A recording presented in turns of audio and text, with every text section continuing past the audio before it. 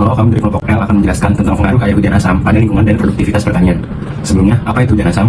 Hujan asam adalah turunnya asam dalam bentuk hujan oleh polutan di udara yang berasal dari pembakaran bahan bakar fosil, emisi kendaraan bermotor, emisi industri yang mengolah hasil pertanian, dan pembakaran industri. Jadi kita bakal bahas tentang pengaruhnya. Dimana pengaruhnya ini ada dua, yaitu terhadap lingkungan dan terhadap lingkup pertanian. Nah, di sini pengaruh terhadap lingkungan, hujan asam terdiri dari komponen asam sulfat atau H2SO4 dan asam sitrat atau HNO3.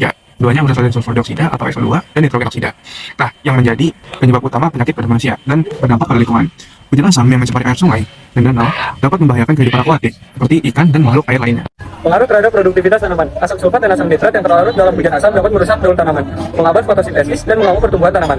Hujan asam juga dapat mempengaruhi keadaan fisik tubuh dan pertumbuhan tanaman akibat erosi yang terus-menerus terjadi pada tanah, menurunkan kandungan klorofil dan meningkatkan produksi spesies oksigen reaktif, sedangkan pada tingkat agroekosistem mereka bertanggung jawab atas hilangnya produktivitas tanaman.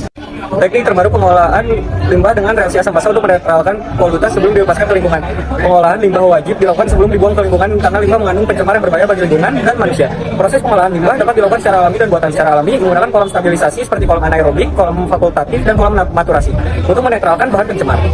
Selanjutnya, secara buatan menggunakan instalasi pengolahan air limbah atau IPAL atau Wastewater Treatment Plant, yaitu WWTP melalui 3 tahap. Yang pertama yaitu primary treatment, membesarkan zat padat dan cair menggunakan filter dan bak sedimentasi. Alat yang digunakan berupa saringan pasir lambat, saringan multimedia, microstaining, saringan pasir cepat, alkohol filter, dan perco filter. Yang kedua yakni secondary treatment, menghilangkan koloid dan menstabilkan zat organik dalam air limbah dengan penilaian bahan organik yang dilakukan secara aerobik dan anaerobik.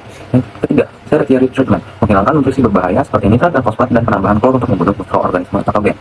Adapun contoh aplikasinya, yaitu sebagai contoh sebuah limbah yang dipilih adalah air rebusan kedelai pada industri tempe.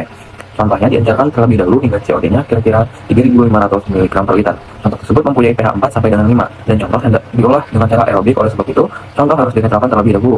Apabila di sekitar industri tidak terdapat sumber alam atau penetral lainnya, maka untuk menetralkan larutan yang bersifat asam digunakan NaOH 500 ml air limbah tempe dengan kadar COD kira-kira 3.500 mg per liter dimasukkan ke dalam gelas piala 1000 ml atau 1 liter yang dilengkapi dengan pengaduk magnet. Setelah itu, larutkan NaOH 5% ataupun 10% dan dimasukkan ke dalam gelas piala yang berisi air limbah. Air limbah yang diolah dengan cara anaerobik ini akan mempunyai pH 7 atau lebih. Oleh sebab itu, maka limbah yang telah diolah ini dapat dipergunakan sebagai bahan penetral. Terdapat gambar yang menunjukkan proses hujan asam dan contoh aplikasinya, yaitu netralisasi hujan asam. Kesimpulannya, hujan asam merupakan salah satu bentuk polutan yang dapat mempengaruhi lingkungan serta produktivitas pertanian. Segala macam bentuk polutan dapat dilakukan teknik pengolahan meminimalisir dampaknya. Hal ini diaplikasikan dengan misalnya proses penetralan asam efek polutan.